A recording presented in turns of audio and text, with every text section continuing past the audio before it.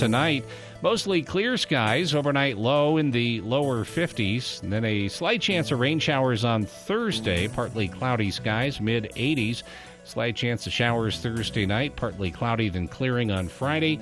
Friday's high around 90 degrees. It's been in the 80s today. It's been to 82, and that's where we are right now, 82 degrees at KVNU.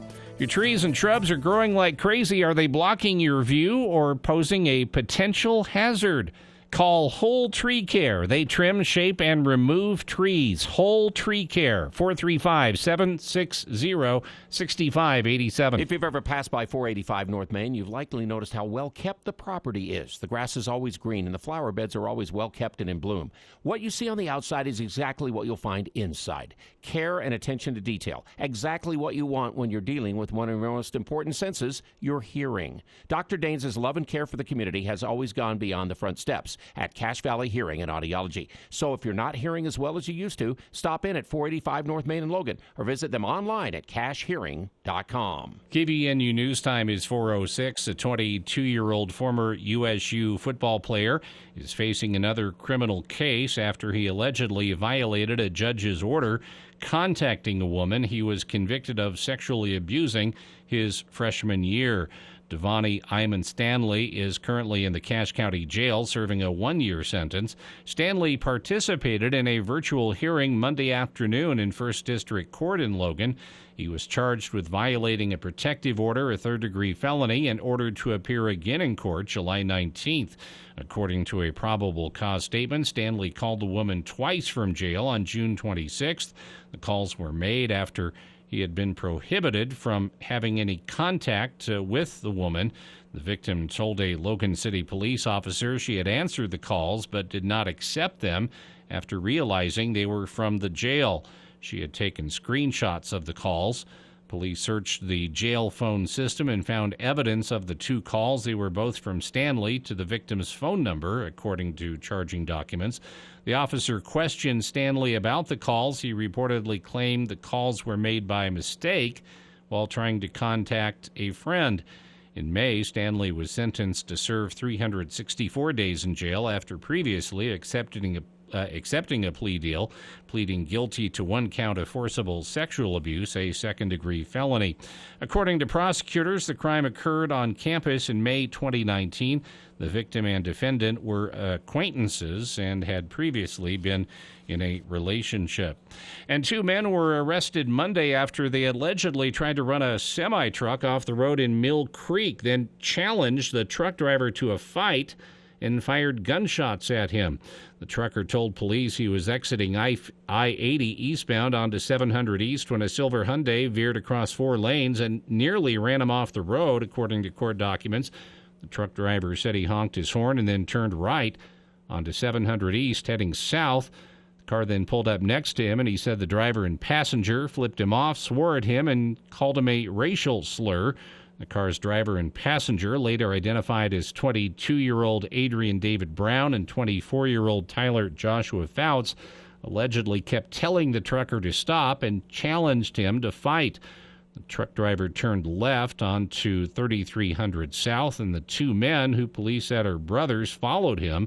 The Hyundai pulled in front of the truck and brake-checked the victim. The truck driver then pulled over, hoping to let the car go ahead of him and avoid a crash. But he said the car stopped in front of him, and the two men got out of the car, so he also got out and shot pepper spray at the two men. All three then got in their vehicles and drove away. But a short time later, the trucker said he saw the Hyundai pull up next to him at a red light, and then he heard gunshots and ducked down to avoid being hit. The Hyundai then drove away, and the trucker followed it while he called 911. He then pulled over and waited for officers to arrive and gave them his account of what happened. KVNU News Time is 4:09. For more details on these and other stories, visit CacheValleyDaily.com. The Above and Beyond Salute, sponsored by Firehouse Subs, recognizing first responders and other deserving individuals in our community. Friday mornings at 8:30 on News Talk KVNU. I'm Larry Gelwitz, the getaway guru with Morris Columbus Travel and Delta Vacations with double discounts on your air and hotel packages to the sunny beaches of Hawaii and Mexico, to Europe and the Caribbean, and you save like never before. And for the best travel deals on the planet, give us a call at Morris Columbus Travel. Come on and get away, Morris Columbus. We may be thousands of miles apart, but we can still connect. And when we do, we make things better. At Child Fund, we connect children all around the world with what they need to grow up healthy, educated, and safe. Together, we co-create connections that help millions of children who live in poverty worldwide, and their families, and their communities, and you. Join us. Together, we can make the world a better place. 2 small worlds at a time. Visit childfund.org to learn more. I'm Ed Horrell, author of The Kindness Revolution. I've got a little suggestion for you this week. Take a moment to visit a classroom somewhere. If it takes going to an open house at a school, a PTA meeting, or simply making an appointment to meet with your child's teacher, do it. And while you're there, make it a point to say thank you to as many of the faculty and staff that are supporting the futures of these kids. To learn more, check us out at thekindnessrevolution.net. Hi, I'm Dr. Shelley Flace with today's tip for kids from the American Academy of Pediatrics. If you own firearms, it's your responsibility to make sure they're always stored safely. Hiding them in a closet or drawer is not enough. Kids know where they are. Research shows the risk of injury and death is lower if guns are stored unloaded and locked up, with the ammunition locked in a separate place. This is important when children are young, as well as when they grow into teenagers. For more, talk with your pediatrician or visit healthychildren.org. For the people. We are waiting with bated breath for news from the Cash Republican Party meeting an executive committee tonight. With Jason Williams. And I'm really excited about this next segment. We have 2 guests here in studio. We're going to talk about something that we've talked about many times here on the show, but from a bit of a different angle. Weekday afternoons from 4 till 6 on News Talk KVNU, 610 AM and 102 FM.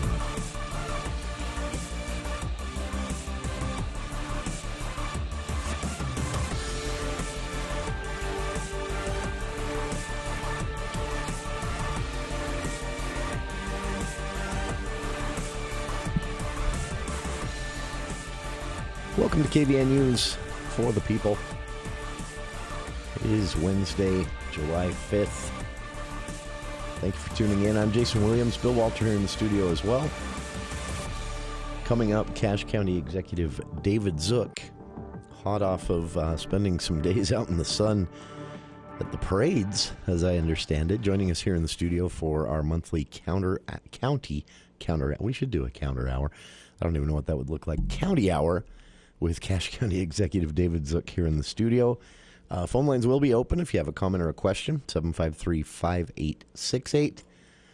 July 4th holiday yesterday. A lot of people, most people, off work, and there were a lot of fireworks last night, though I'm happy to report no major fires or wildfires here in northern Utah after the fireworks. So good job, everyone. Still 2 days of legal fireworks to go for this first big fireworks holiday. So fingers crossed we keep it that way. Statewide, not so lucky. Several, I think last count, there were 23 brush fires that firefighters had to go out and put out just throughout the day yesterday, statewide. So just a reminder, fireworks do start fires. One of these was actually a neighborhood fireworks show, a driveway show, where folks were firing off legal fireworks. One of them, I forget what they're called, but it's basically a big glorified Roman candle.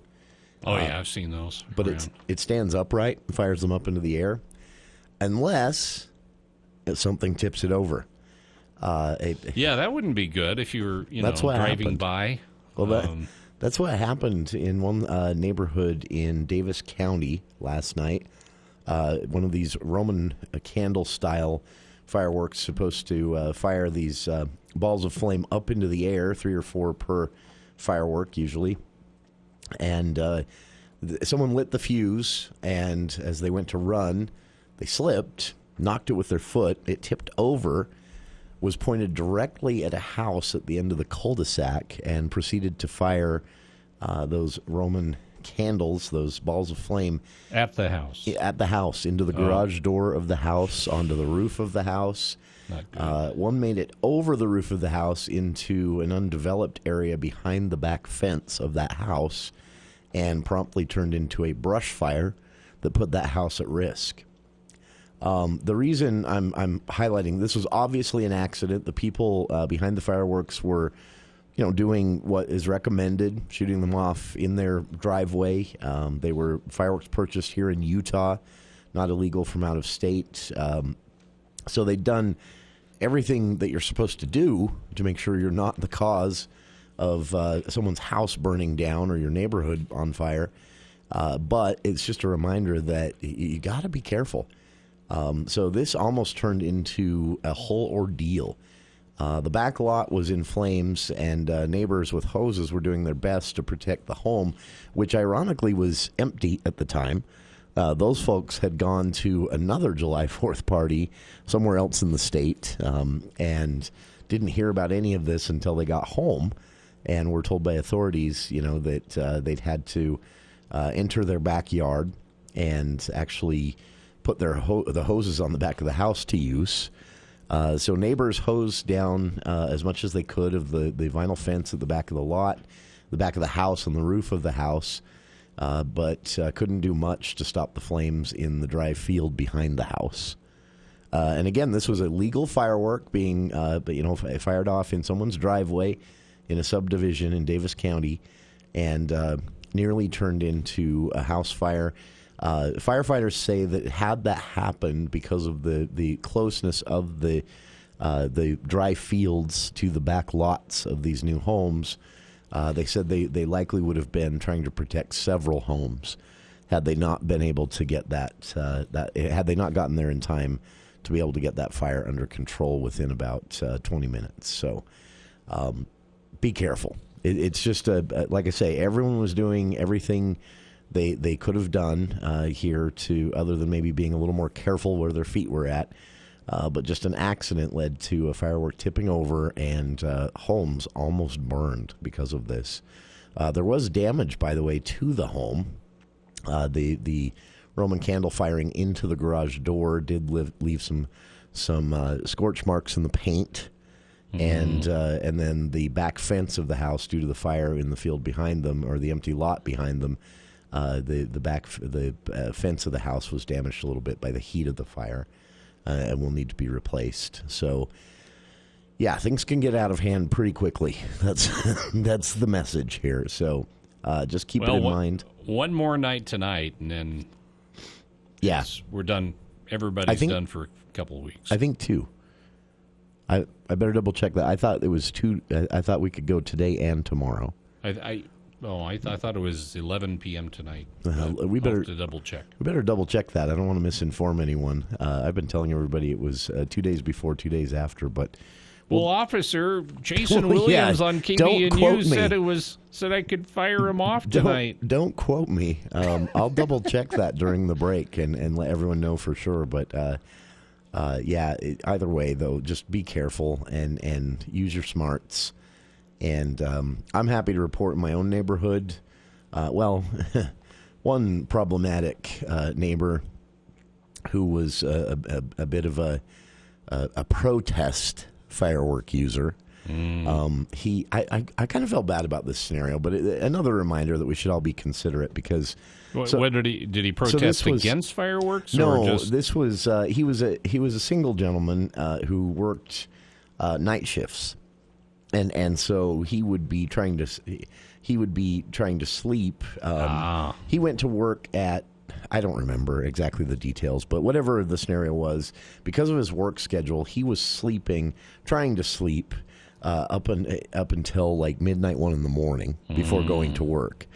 And so everyone's setting their fireworks off till 9, 10, 11 o'clock at night. Midnight last night was the cutoff. he would retaliate by having a fireworks show at like 6 in the morning. When he got off work, Yeah. then he went to town. Yeah, and it was just the loud, booming ones, because it's daylight. It's not, the other ones aren't very fun. So he would get these, and I know he was doing it on purpose, but for about half an hour around 6 in the morning, he would fire these off, and then he would go about his day, and it would. I don't annoy get him. mad. I just get even.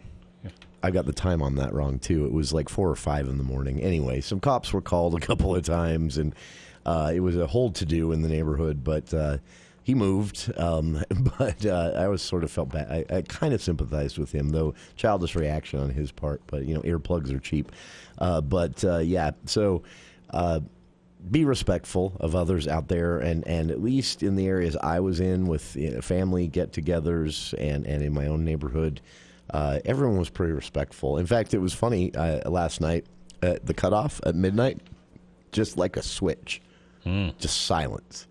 And, Well, that's good. And I thought, you know what, good on everybody for being mature adults here, And I know there's always going to be kids out having, but I didn't hear any of that last night. Of course, I was in bed at 12:05, so maybe there was some at 12:15, and I didn't hear it, but.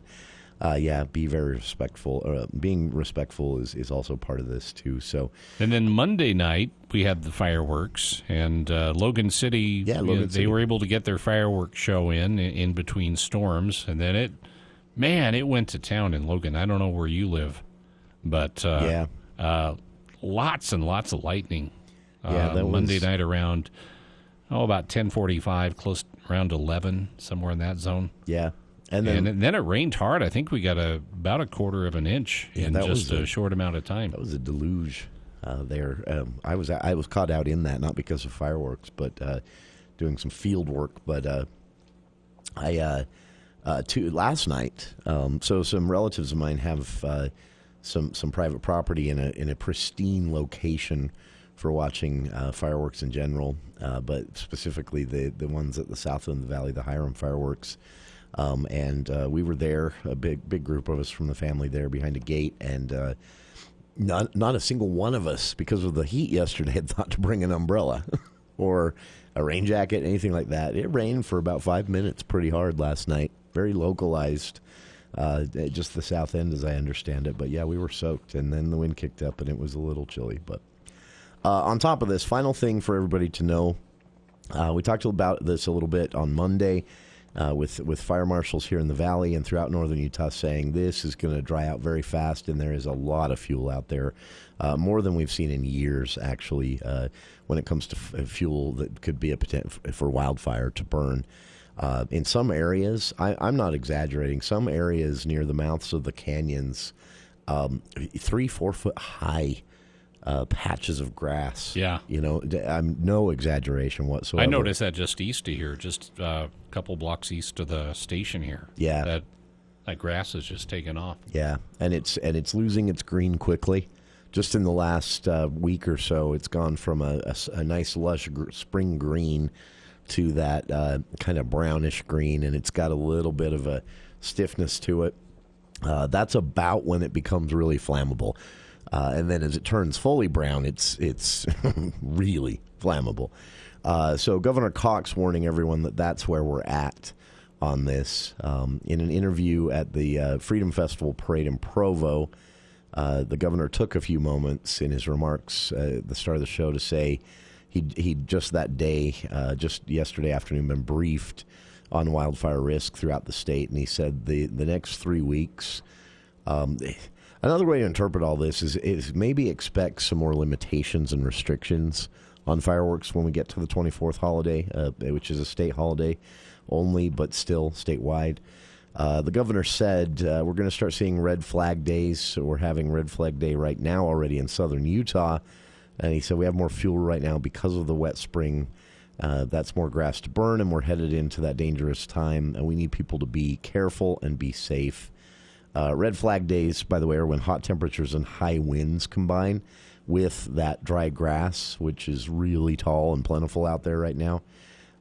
Utah's Division of Forestry, Fire, and State Lands has already enacted fire restrictions on state lands in southwestern Utah including full-on bans on fireworks, like none are allowed, weed burning and campfires as well. The governor said expect those Red Flag Day restrictions or even more long-lasting restrictions to creep north steadily over the next 3 weeks. How far north, we'll see.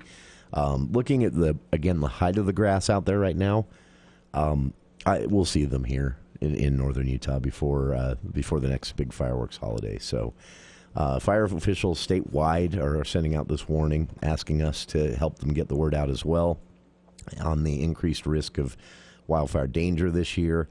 And grasses and brush that benefited from, it was great to have record-breaking winter and a very wet spring. We needed that, but this is the downside of that. We have tall grass out there drying out quickly, and fireworks, I would guess at a certain point, campfires for outdoor recreation enthusiasts are probably going to be off limits for much of this summer as well.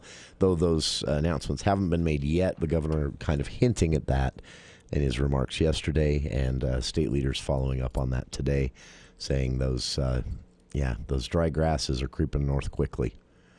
We'll be back right after this.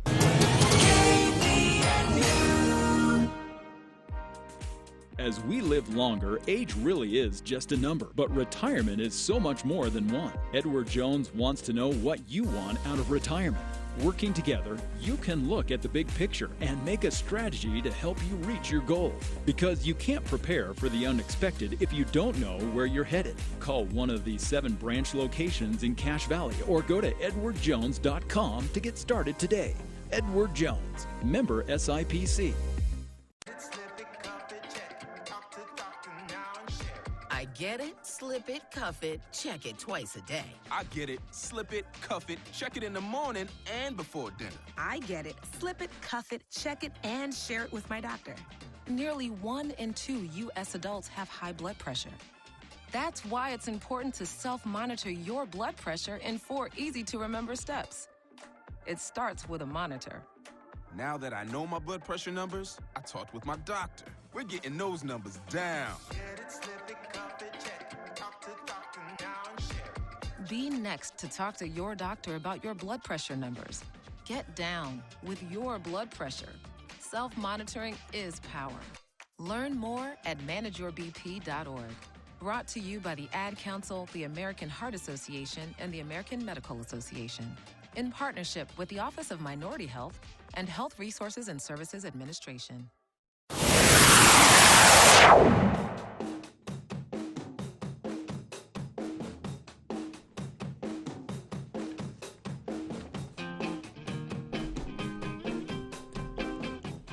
Coming up on tomorrow's show, I'm excited about this. Again, David Zook joining us later on today, so stay tuned for that. But be sure to tune in tomorrow after our first hour, theater hour, with Charlie Schill, and some special guests tomorrow as well joining us during that hour. In second hour, we're going to be speaking with a local digital artist and graphic designer named Jason Holliday. I'm excited about this. He's been a graphic designer for decades, and he's done a lot of different things, worked in a lot of different areas of graphic design. But the reason we're going to be talking about him is, puzzles. You can check him out now at periwinkleproducts.com. I'm looking at a couple here that we'll be giving away during hour 2 of tomorrow's show here on the show. But these are these are very cool. So first off, they're locally designed, and I think that's very cool. That one's barnyard animals. That's yeah, this is kind of cartoonish barnyard animals, and this looks like one I could maybe do. But then we've got another here. That's 100 pieces. And then we've got a 500 piece here, which is called Creatures Starry Night, which has, it's basically just monsters and cats and bears and dragons, and just a really cool design. But obviously with a puzzle, you're trying to make it, a pleasing photo, but also a difficult puzzle to put together. So it has to be a little jumbled. These look great. And I just think it's cool that I did not know that we had a local puzzle company.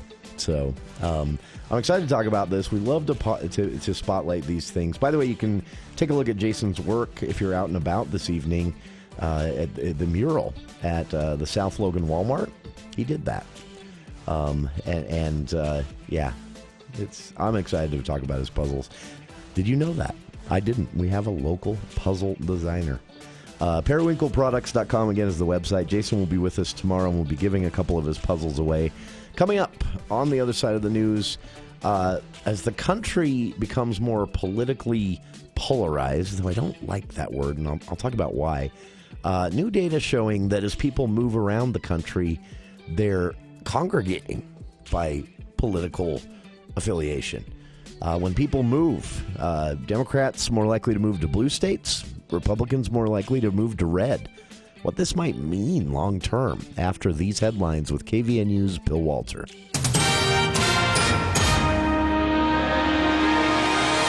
Thank you, Jason. KVNU News Time is 4:30, and the news brought to you by U&I Furniture. Emergency crews are investigating a fatal crash that occurred Wednesday morning just before 8 a.m. near 4600 North Highway 23 near Cache Junction. Utah Highway Patrol Sergeant Jason Kendrick said a side-by-side was reportedly crossing the highway when it was struck by a pickup truck. Earlier reports said it was a semi, but later it was found out it was a pickup. According to emergency radio traffic, the driver of the side-by-side was unconscious and not breathing. When law enforcement arrived on scene, a Life Flight helicopter was requested and landed at the site, but the driver was later determined to be deceased. Kendrick said it appears the driver of the UTV was crossing the highway, moving from one farm field to another. The identity of the deceased individual has not been released, and Kendrick said troopers are still trying to determine what led to the crash. A 26-year-old Ogden man will spend a total of a year in jail for threatening to kill a woman and hold her against her will at a Logan Airbnb back in January 2021. Miguel Trinidad Tovar was ordered to remain in jail for 4 more months after a judge said the defendant needs to start controlling his emotions. Tovar was sentenced Monday afternoon in First District Court in Logan. He previously accepted a plea deal, pleading no contest to attempted stalking, aggravated assault, domestic violence, and unlawful detention, all third-degree felonies. The plea meant he conceded the alleged charges occurred without admitting guilt or offering a defense. It is still viewed as a guilty plea in court. According to prosecutors, the crimes were reported on January 9th, 2021, while Tovar and the victim were staying at an Airbnb in Logan. The woman told police how Tovar became upset with her and brandished a gun, claiming she had cheated on him. He pointed it at her and threatened to kill her. She tried to calm him down until he fell asleep, but later woke up and threatened her with another firearm, saying he was going to kill her and others. No shots were ever fired. Tovar has been in the Cache County Jail since U.S. Marshals arrested him in Murray in November 2022. And as the Cache Valley Civic Ballet enters its 41st year, the arts organization has named Jamie Howell Lindley as its Associate Artistic Director. That announcement was made jointly by founding artistic director Sandra Emile and members of the Civic Ballet Board of Directors on June 28th. Emile said she was honored to have Jamie join her in this leadership position. Her love for the art of ballet, the dancers, and the community will support her in the position. Emile also credits Lindley with having the skills to continue the company's development and trainers. Trained dancers to be the next generation of Cache Valley Civic Ballet performers. Lindsay's new appointment takes place immediately. KVNU News Time is 4:34. Are you a hot sleeper? Warm summer nights can make it hard to sleep. UNI Furniture recommends sleeping cooler with a gel memory foam mattress. UNI features a copper-infused gel memory foam that helps with coolness and circulation. It moves better with you, giving you the best night's sleep. UNI is also the home of Chair Heaven. There's a reason they sell so many chairs, including recliners. For over 90 years, there's always been a better buy at UNI Furniture, downtown Logan. The Navy says Iran tried to seize 2 oil tankers near the Strait of Hormuz, opening fire on one of them. The Iranian vessel backed off both times after the U.S. dispatched a guided missile destroyer to the scene. The suspect in Monday's deadly shooting in Philadelphia allegedly posted statements with support for guns, animosity toward liberals, and questions about evil spirits. Philadelphia suing 2 ghost gun manufacturers. People are dying, murdered by weapons that are sold for the exact purpose.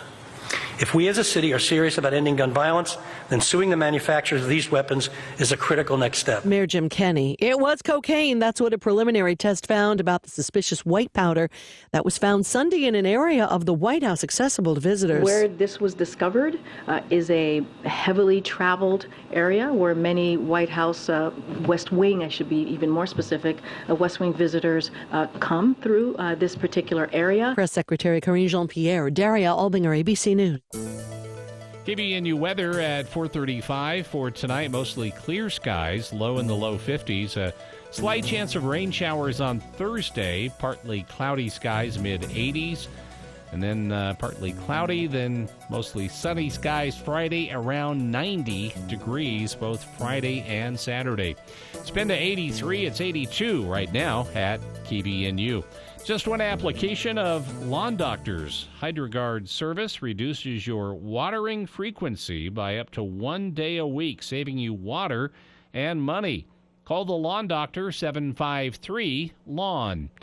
For more details on these and other stories, visit CashValleyDaily.com. Let's check Wall Street now with Edward Jones. This is Senior Branch Office Administrator Monique Benson bringing you the Daily Financial Market Report on behalf of financial advisors Daryl Arnell and Edward Jones. Equities closed lower on Wednesday as the geopolitical uncertainties rose, with reports surfacing that the U.S. is seeking to ban Chinese companies' access to cloud computing services, dampening the risk appetite as markets restart following the holiday. Underlying sector leadership and underperformance from small caps reflected a slight tilt towards a defensive posture, a stance that will be refined as the markets continue to key in on a combination of economic signals and inflation trends. First up will be the June jobs report out on Friday, followed by next week's June consumer index report, along with the start to the second quarter earnings. Today, U.S. equities closed lower, and the Dow closed down 130 points at 34,289. The NASDAQ closed down 25 points at 13,792, and the S&P 500 closed down 9 points at 4,447. And in the bond market, 10-year Treasury yields are trading at 3.92% higher.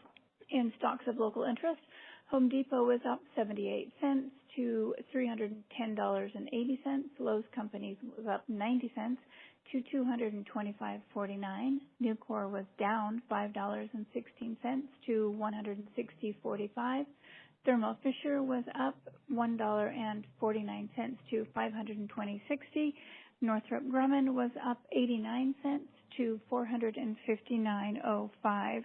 In commodity markets, the price of crude oil was up $2.21 at $72, and the spot price of gold was down $5.90 to $1,923.60. This has been today's Financial Market Report, brought to you on behalf of Daryl Arnell and Edward Jones, member SIPC, serving individual investors with personalized attention and financial advice. If you'd like additional information, daily commentary is available on our website at edwardjones.com. The Above and Beyond Salute. North Cash Vet Service. Yes, is this Dr. Cliff Mitchell? It is. Well, this is Will Feelwright from KVNU. I'm calling to tell you you've been selected as the Above and Beyond Salute winner for this week. Oh, wow. Great. Yeah, one of our listeners contacted us, said you deserve it because of the tireless effort that you make in taking care of animals here in Cache Valley. So we just want to thank you with a $40 gift card to Firehouse Subs. Thank you. Recognizing first responders and other deserving individuals in our community on News Talk KVNU.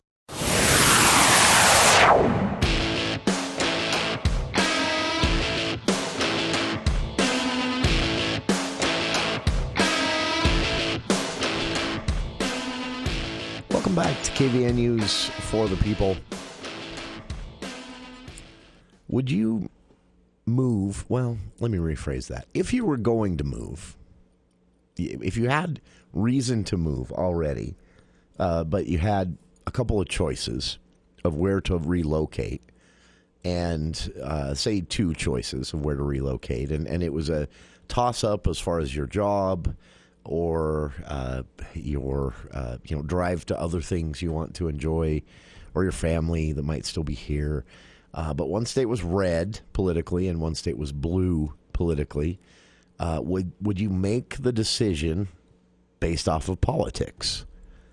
753-5868. I'd love to hear from folks who might do this. Very interesting article at CashValleyDaily.com right now talking about this, what political scientists call this sorting that's happening.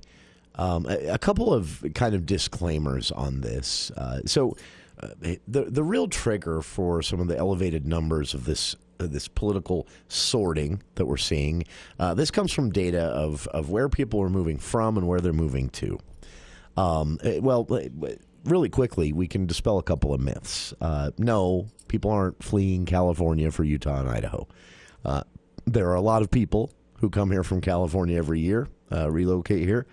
There are a lot of people who leave here to relocate to California and other states.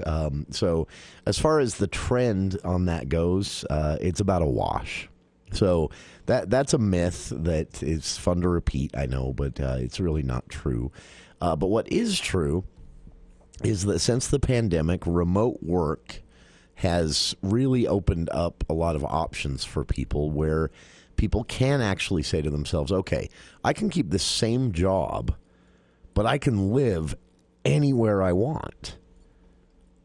Now, were this me, there would be, if I had reason to leave Cache Valley, I like living here because of the mountains, the outdoor recreation opportunities in the summertime especially, not so much the wintertime.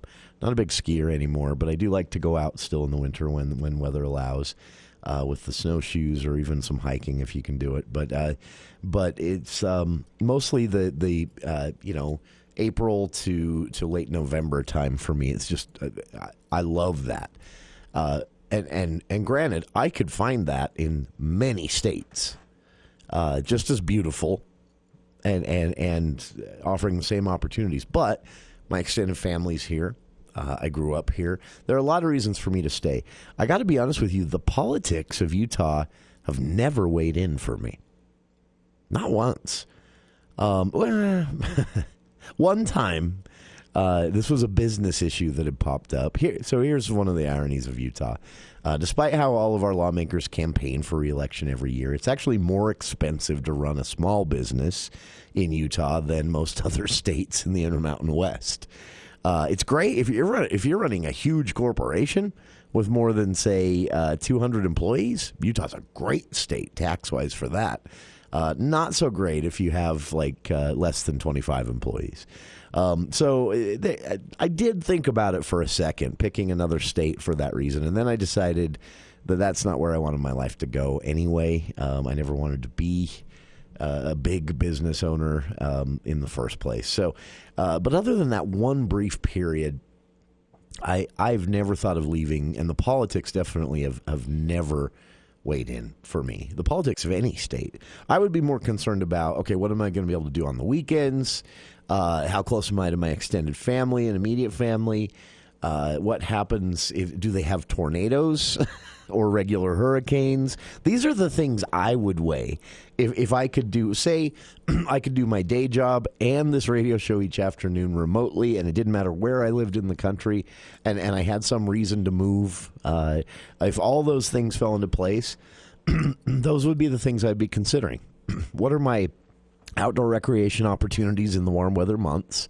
What are my other recreation opportunities in the winter months? Do they have at least one movie theater in the town I might relocate to? Are there hurricanes on the regular basis or tornadoes on the regular basis? How many of the freeways am I going to have to travel on every day just to get to the grocery store? Those are the kinds of things I would consider greatly.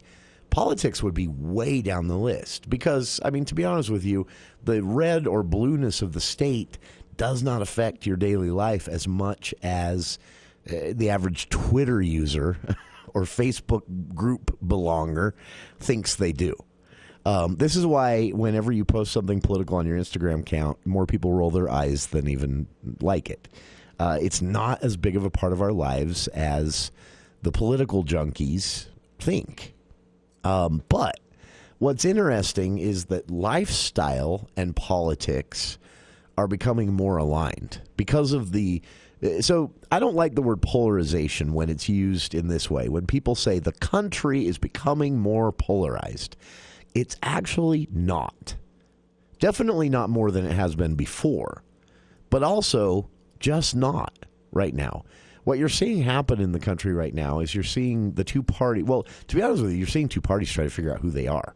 This realignment has been happening for over a decade now. It's not new. It wasn't caused by Obama or Trump. It started in the mid 2000s. It was probably caused more by 9/11 and the war in Iraq than anything else. But both parties, and this has happened before, by the way, this happened in the 1950s and early 60s, and you saw a complete realignment.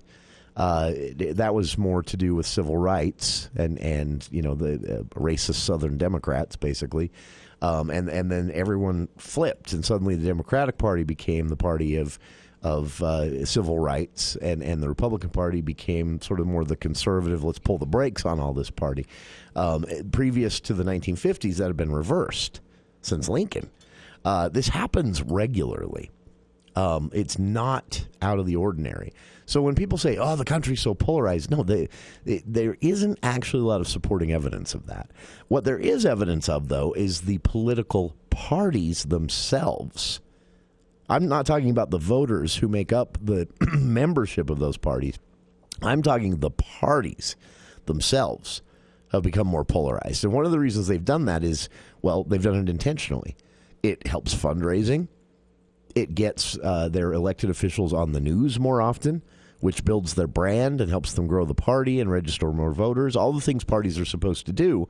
It's just right now the two parties have decided that the message that they should be putting out should be more one of segregation and not unity. And both parties have embraced that for over a decade now.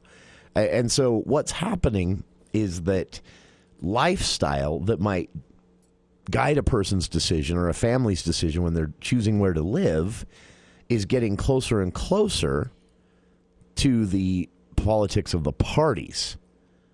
To put that another way, if you've got a family that because of, again, this is mainly being triggered, the reason we're seeing a swell in this is mainly, at least, that remote work is more of an option for more workers now than ever before. This is a direct result of the pandemic, and it's a good thing, long term, a really good thing.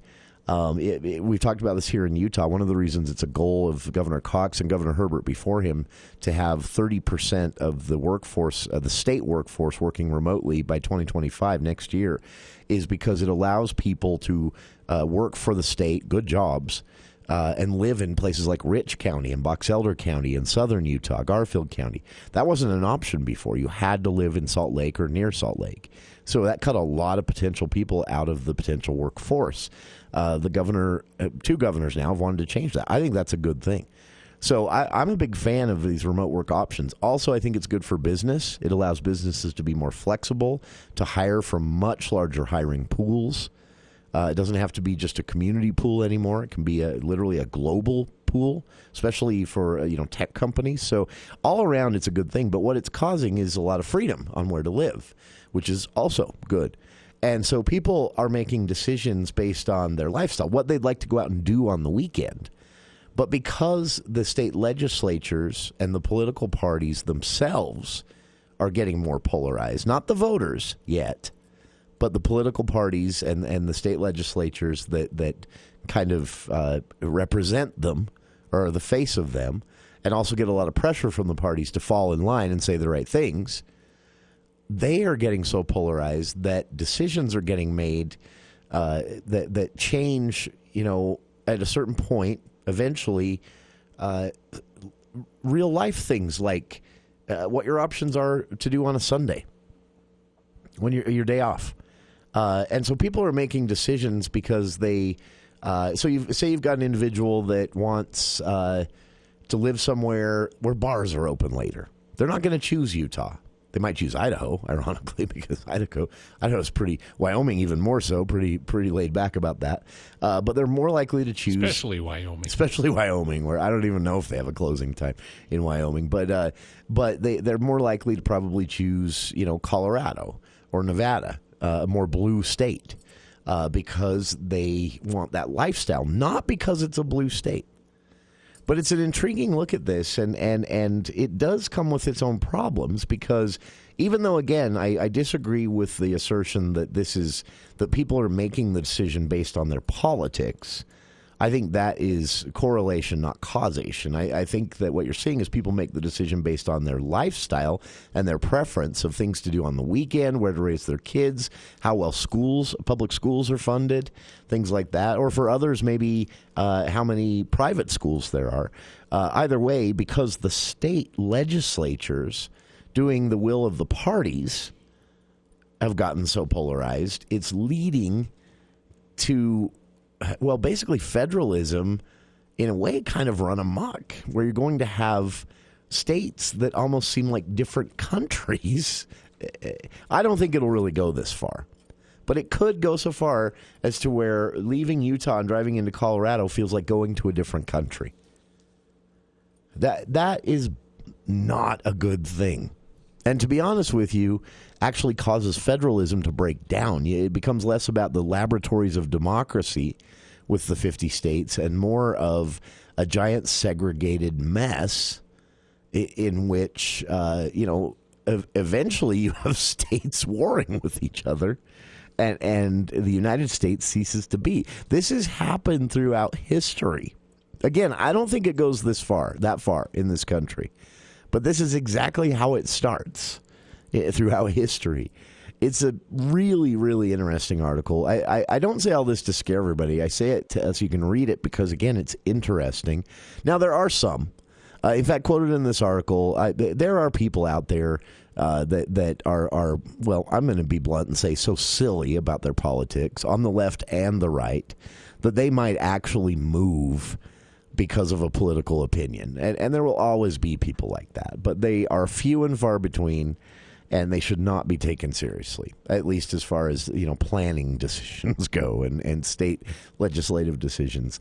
But we are seeing this where the states, just in the last few years, have become so polarized in the policy they're talking about and they're passing and making into law, and that the governors are signing. Because they are at the behest of the political parties. They kind of have to do what the national political parties tell them to do, on the big issues at least, the hot button issues. And that is leading to a really weird picture out there where the states themselves, policy-wise, are getting further and further apart.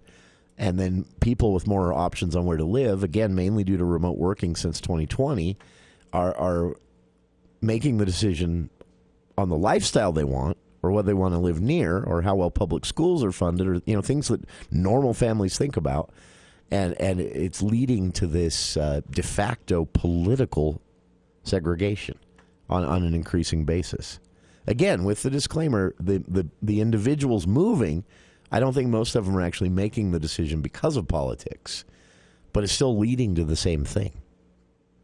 It's a really, really interesting thing. I don't think it goes so far in this country so as to cause the breakdown of federalism or the demise of the United States in general. But it has, throughout history, led to exactly that for other countries. And some of them have still not recovered from this kind of, segregated little mini countries within the country. What do you think? Would you move based on a political opinion, or would you choose, if you were moving anyway, would you choose your location based on a political opinion you hold dear? 753-5868. We'll be back right after this. When a tiny drop causes a ripple and becomes a wave, it travels through all corners of the planet, sustains all forms of life, and provides streams of wonder, rivers of adventure, and oceans of discovery. One drop connects us all. Reserve your visit now to Loveland Living Planet Aquarium, a nonprofit organization. At Cache Valley Bank, we are celebrating our pioneers and their contributions to shaping our great state. Join us as we celebrate the Days of 47 with our promotion. From now until July 31st, you can receive a 4.7 annual percentage yield on an 18-month certificate of deposit, or a 4% annual percentage yield on an 1847-day certificate of deposit. Come visit us or give us a call to learn more and be part of the celebration. Cache Valley Bank, mountains await. Member FDIC. No minimum balance required. Early withdrawal penalty may apply. Ready to experience a new level of local transit? Well, with the new CVTD app, it's super simple for you to plan your trip to a T. With our interactive map, you can view bus stops closest to your location with real-time arrival information. You can mark your favorite stops, get alerts, set reminders, and much more. So, whether you're a seasoned pro or it's your first ride, get moving today with the new CVTD app.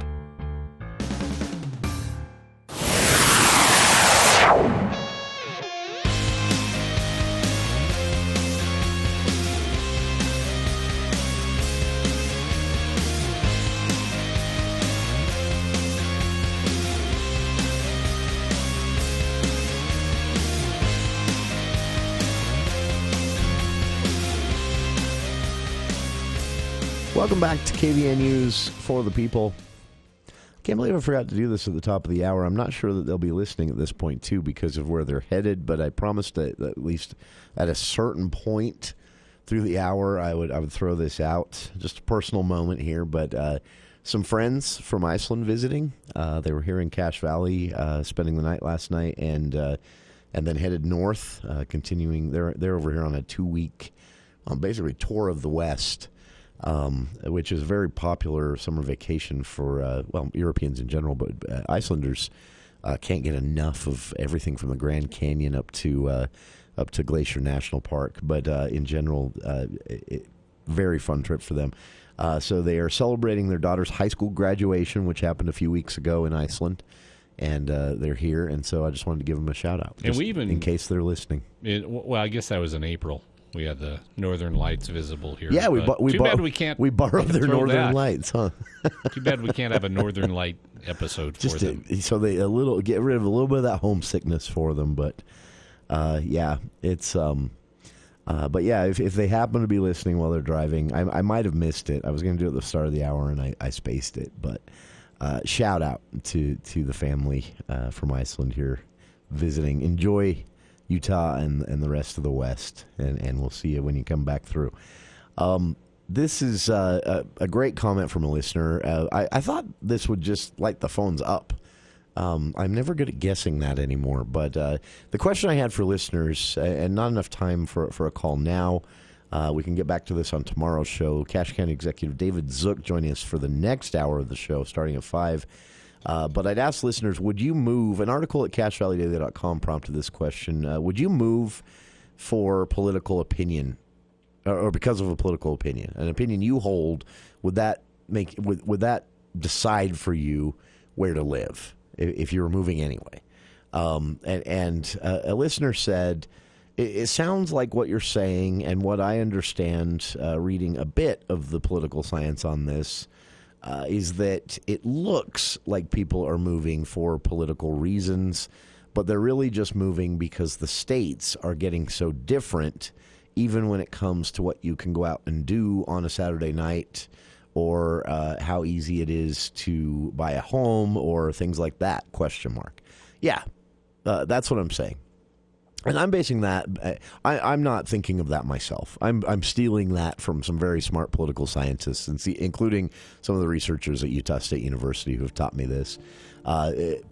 Some people are so politically, I say silly, and I used to be like this, so I'm not looking down on them. But I think some people get so silly about politics, they would actually decide to go somewhere because they like the governor's pot. Well, what are you going to do when that state changes? which is always the case. Sometimes it takes half a century, sometimes it takes a decade, but nothing stays the same politically. So I think that's a bad way to make your decision, but some do. Very few.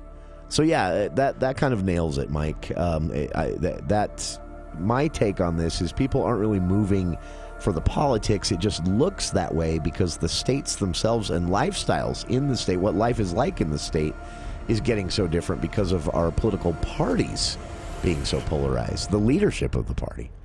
That's hour one.